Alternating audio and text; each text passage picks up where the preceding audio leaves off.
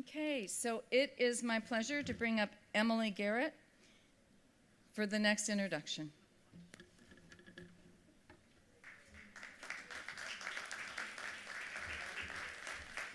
Hi, everyone. So I'm going to be presenting the Victoria J. Mastrobuono Award for Women's Health, which is awarded each year to a physician, researcher, health advocate, or person of note who has made a substantial contribution to women's health. This year's award goes to Jennifer Brea. Jennifer Brea is an independent documentary filmmaker based in Los Angeles and founder and director of Shella Films. She has an AB from Princeton University and was a PhD student at Harvard until a sudden illness left her bedridden. In the aftermath, she rediscovered her first love, film. Unrest, her debut feature, premiered at the 2017 Sundance Film Festival Award, where it won a special jury prize. Although ME affects more than 1 million Americans, it is not well understood by the public and the medical community. Jennifer maintains an extensive travel schedule, screening her film, Unrest, around the country and abroad to promote a better understanding of this illness. We are honored to have her here with us today. Please welcome Jennifer Brea.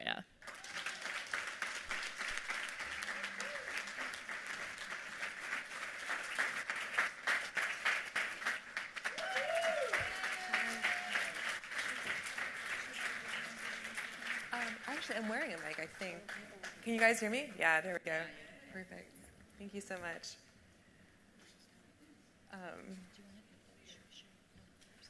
No, we'll do it in the middle of that stuff. That's all right. Hi, everybody. Thank you so much for having me today. Thank you to Emily and to Jan and to Tony for this honor. I also wanted to give a shout out to Bobby Ozabel and Ripka Solomon, who are longtime members. I'm sure it's part of the reason why I'm here today. I'm particularly honored to receive the Victoria J. Mastrobuono Women's Health Award, in part because I remember when I didn't have a diagnosis, going online and finding this video of a woman named Nancy Klimas who, in 2011, yay, accepted it. So I'm so glad you guys know her. So in 2011, she was received this same award from Now, and I watched her speech, and it moved me, and it was the first time I'd ever seen this framed as a women's issue, and then she became my doctor. And so it means a lot to be here today. And I want to thank Now for being such a strong ally to my community, which has for too long been marginalized, made invisible, and ignored. And so I wanted to take an opportunity to share a little bit of my story, how we got here, and just what we're fighting for. I was 28 years old. I was a PhD student at Harvard, and I loved to travel. I had just gotten engaged to marry the love of my life, and like so many of us when we're young and in good health, I thought that I was invincible. Then one day I had a fever of 104.7 degrees. I probably should have gone to the doctor, but I'd never really been sick in my life, and I was really too sick to get out and leave the house, and I thought, usually you have a virus, you stay home, you make some chicken soup, and in a few days everything will be fine. But this time it wasn't fine. After the fever broke for 3 days, I was so dizzy.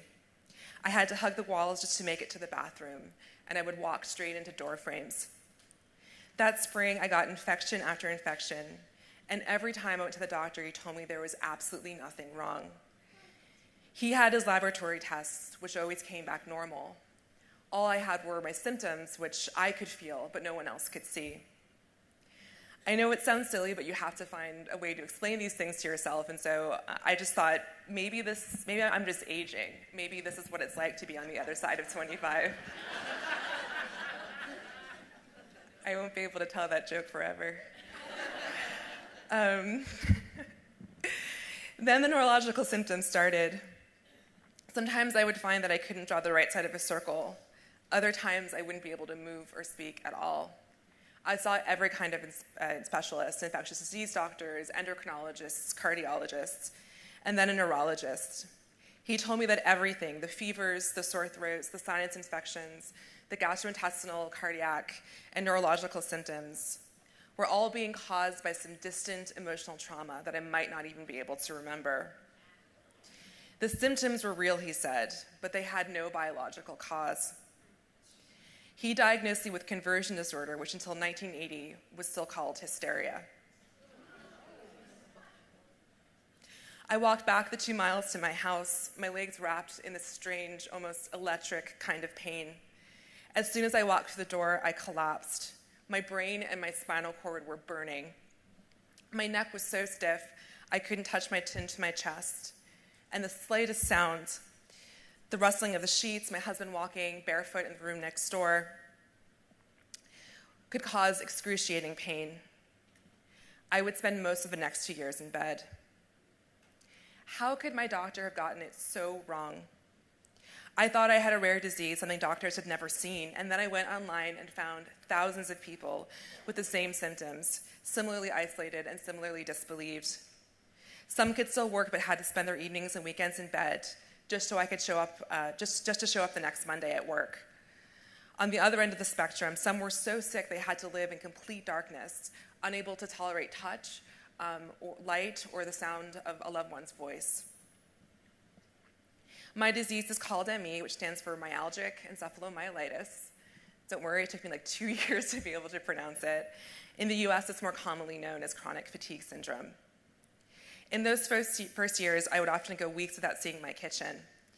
I had lost everything I thought made me who I was, and I thought a lot about taking my own life. And so in order to keep living, I needed to find a way to make sense of this senseless experience. And that's why I started to film myself. And I wanted to show you a little bit of this film, Unrest. From as early as I can remember, I wanted to swallow the world whole. Anything was possible. I just thought I would have more time. I don't know what I did to myself. I don't think I can get up off the couch. I feel like my brain is misfiring. Sometimes I wouldn't be able to speak. Wow. If you say too little, they can't help you. And if you say too much, they think you're a mental patient. The doctor would tell me, "You're just dehydrated." Everyone gets stressed.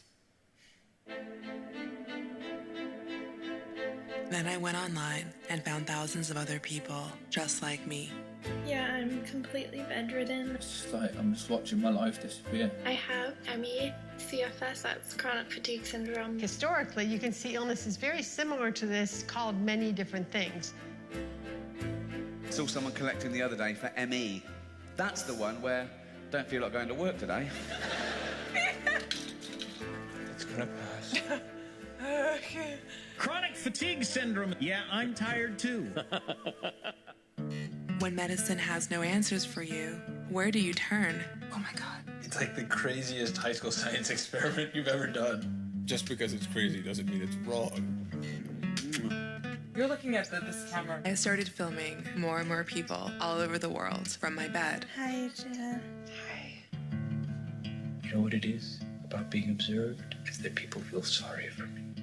Baby, I'm so sorry. I have the strength of a mountain, and I've got the We're kind of both organizing a day of protest as well as organizing individual protests. And the stars, they burn bright. All of those things, those really simple things. There's the sun.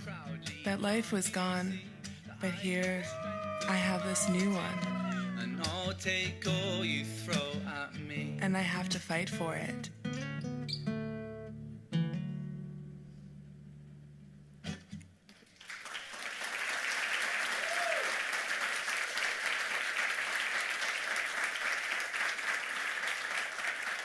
Thank you. My story is just one story in a community of millions. And our community is just one community among hundreds, facing very similar challenges. We are in the midst of an autoimmune epidemic. The incidence of many immune diseases has tripled to quintupled over the last 60 years, and we have no idea why. There are at least 1 million Americans living with ME, and an estimated 50 million living with an autoimmune disease. 80% of them are women. And it often takes years for us to get diagnosed. In the meantime, we are dismissed, minimized, and told that it is, quote, all in our heads. I was just reading this week that the incidence of new cases of ME every year is 45,000 people. And of post-treatment Lyme disease, which is a chronic condition with very similar symptoms that also disproportionately affects women, it's 30,000 a year. That's more than 3 times the number of people who died or were disabled at the height of the polio epidemic. And yet for that epidemic, an entire nation mobilized. And yet we have failed to mobilize. I don't know all the reasons why, but I think sexism is absolutely a part of it. And I also think that we haven't yet learned how to see these quote-unquote invisible diseases, illnesses like this that exist along a spectrum, that fluctuate, and where the most vulnerable among us, the most severely affected, are often never even seen. I also think intersectionality matters. Women with disabilities and chronic illness have for too long been ignored and excluded from the central goals and messages of the women's movements, and in some cases literally excluded from spaces of meetings and of protests for lack of access. That, I think, is starting to change, and it must change. An intersectional lens matters because without it, we will never solve the core issues of modern feminism, because we will fail to fully define the problem. And so if you care about equality in the home, it's important to remember that women with severe disabilities are twice as likely to live alone than men, because women often stay to take care of their husbands while husbands leave women.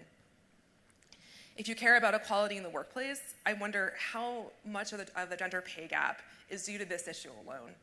How many women make less money over the course of their lives because they can't work part-time, because they can only work part-time, or because they choose less demanding roles, or because they exit the workforce entirely due to chronic illness?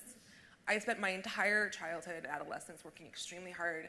I went to Princeton, I went to Harvard. I will never work again in my life.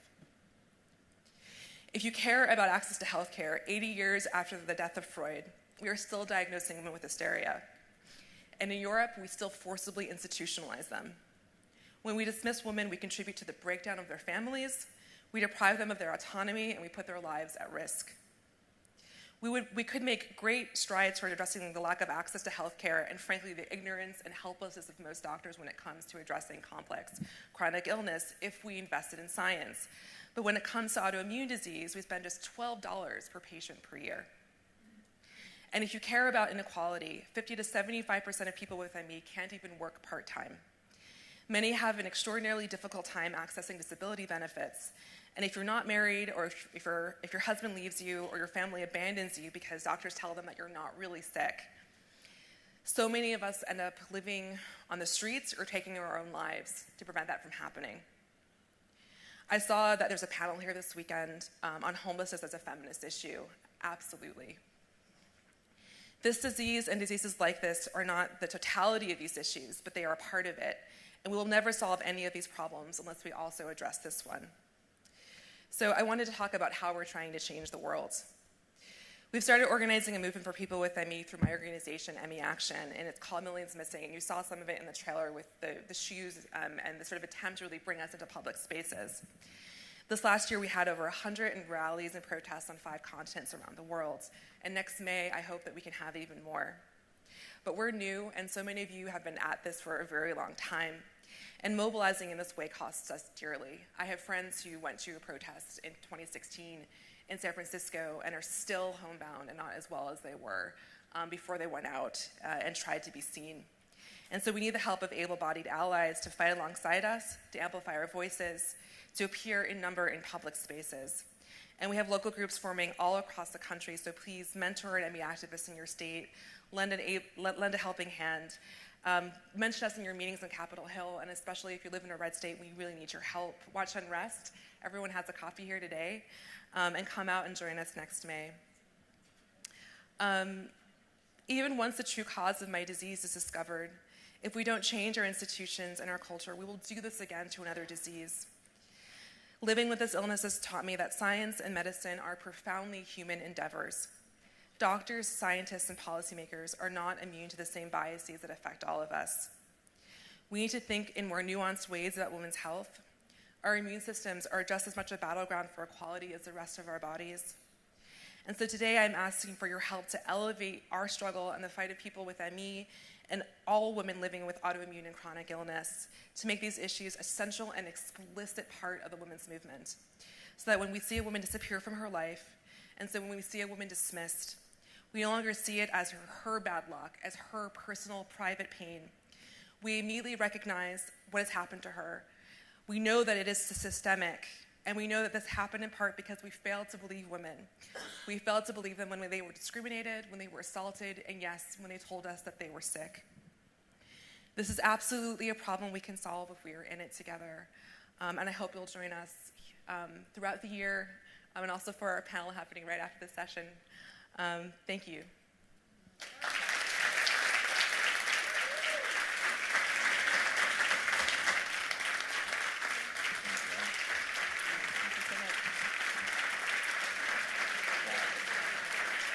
Thank you so much. It was amazing. Thank you. Thank you. So it is my pleasure and my honor to present you with the Victoria J. Mastrobuono Award for Women's Health this year. Thank you so much for the work that you're doing. Thank you.